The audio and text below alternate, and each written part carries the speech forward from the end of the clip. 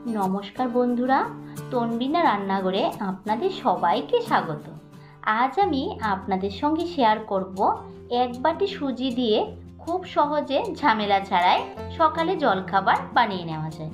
তাহলে আসুন ভিডিওটি দেখে নেওয়া যাক। রেসিপিটি বানানোর জন্য সবার প্রথমে আমি এখানে একটা বোল নিয়েছি। এবার দিয়ে দিয়েছি এখানে 1 কাপ সুজি। এবার এখানে দিয়ে দেব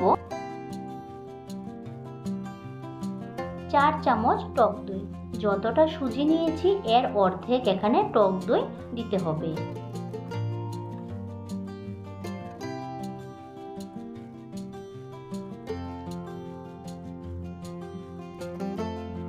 এবার দিয়ে দিচ্ছি এখানে সামান্য পরিমাণে জল।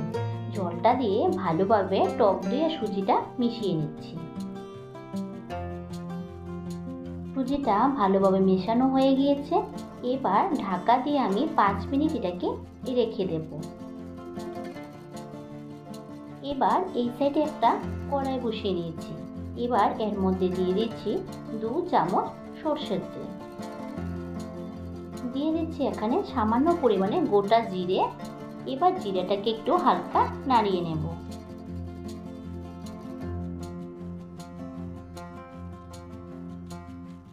জিরেটা হালকা একটু ভাজা হয়ে গিয়েছে। এবার এর মধ্যে দিয়ে দিয়েছি কুচিয়ে রাখা গাজর, কুচিয়ে রাখা ক্যাপসিকাম,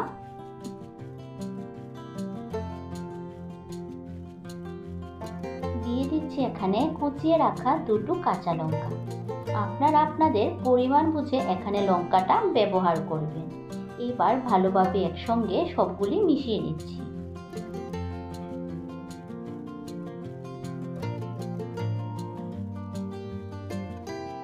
মিশিয়ে নেওয়ার পর এক টুকরো আদাকে এইরকম ভাবে একটু গ্রেট করে দিচ্ছি।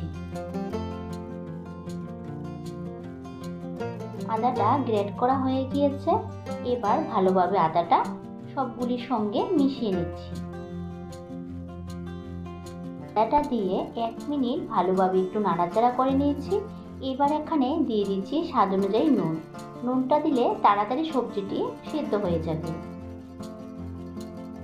এখানে 1/2 চামচেরও কম জিরে গুঁড়ো আর দিয়ে দেব 1/2 চামচেরও কম হলুদ গুঁড়ো। এবার ভালোভাবে একসঙ্গে সবগুলি মিশিয়ে দিচ্ছি।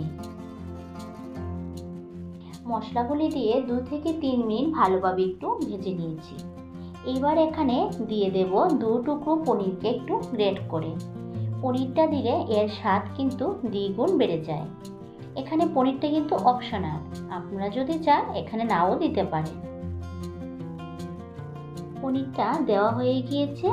এবার 3 পিস সেদ্ধ আলুকে আমি এখানে হাত দিয়ে এরকম ভাবে ভেঙে দিচ্ছি।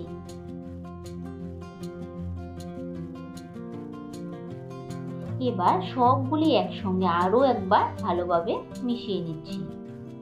পনিরটা আর আলুটা দেওয়ার পর এইভাবে 2 থেকে 3 মিনিট আরও এটাকে ভালোভাবে নাড়িয়ে ভেজে নিয়েছি। ভাজা হয়ে গিয়েছে। এবার একটা প্লেটের মধ্যে তুলে নিচ্ছি।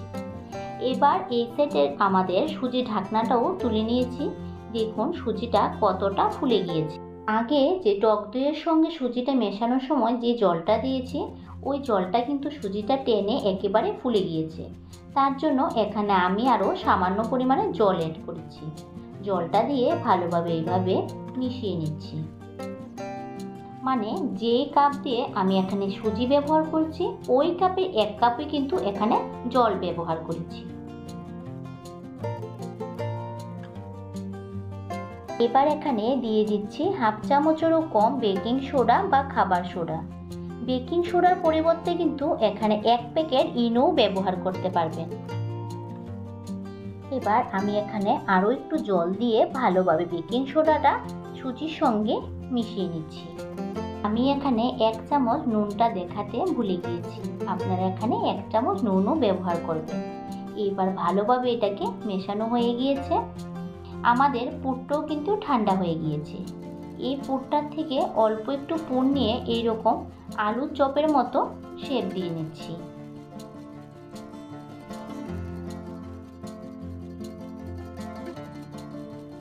সবটা পুর কিন্তু আলুর শেপের মতো শেপ দেওয়া হয়ে গিয়েছে। এখানে দুটো বাটি নিয়েছি। দুটো বাটির মধ্যে সামান্য পরিমাণে একটু সাদা তেল দিয়ে দিয়েছি। দিয়ে বাটিটার চারিদিকে সাদা তেলটা একটু ব্রাশ করে নিচ্ছি।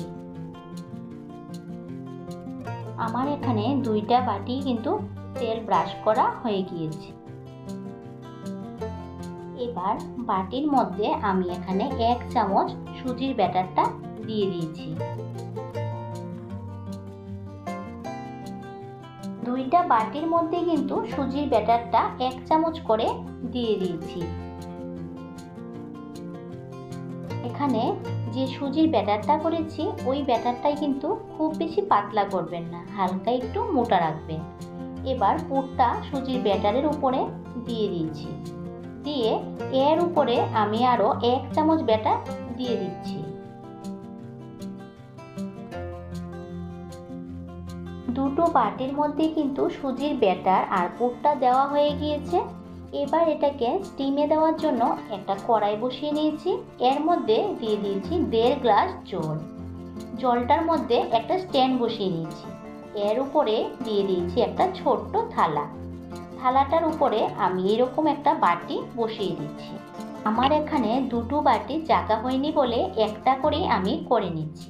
এবার ঢাকা দিয়ে গ্যাসের ফ্লেমটা মিডিয়ামে রেখে 10 মিনিট আগে স্টিম করে নেব। 10 মিনিট পর ঢাকা খুলে নিয়েছি। দেখুন কতটা ফুলে গিয়েছে। এবার আপনাদেরকে দেখাচ্ছি, ভিতরটাও কাঁচা নেই, খুব সুন্দরভাবে হয়ে গিয়েছে। এবার এটাকে নামিয়ে নেব। করে আমি সবগুলি করে নিয়েছি। দেখুন ঠান্ডা করে নিয়েছি বাটিগুলি। এবার হাত দিয়ে এরকম ভাবে টেনে টেনে দিলেই কিন্তু সাইডগুলি উঠে আসে। সাইডগুলি টেনে দিয়েছি, দেখুন খুব সহজে কিন্তু হাতের মধ্যে উঠে এসেছে। এবার আমি একটা প্লেটের মধ্যে তুলে নিয়েছি।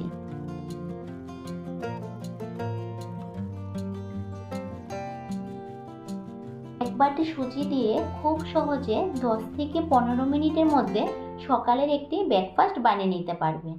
আর এটি বানাতে কিন্তু খুব বেশি ঝামেলাও হয় না। এবার আপনাদেরকে একটা কেটে দেখাচ্ছি। দেখুন দেখতে কিন্তু কেকের মতন লাগছে, ভিতরের পুরটাও কিন্তু খুব সুন্দরভাবে দেখা যাচ্ছে। এই রেসিপিটি বাড়িতে বানিয়ে একবার হলেও ট্রাই করবেন। আমার আজকের ভিডিও আপনাদের কাছে কেমন লেগেছে কমেন্ট করে অবশ্যই জানাবেন। আর আমার চ্যানেলে নতুন বন্ধু হয়ে থাকলে তাহলে লাইক শেয়ার সাবস্ক্রাইব করে ভিডিওটি সম্পূর্ণ দেখার জন্য অনুরোধ রইল।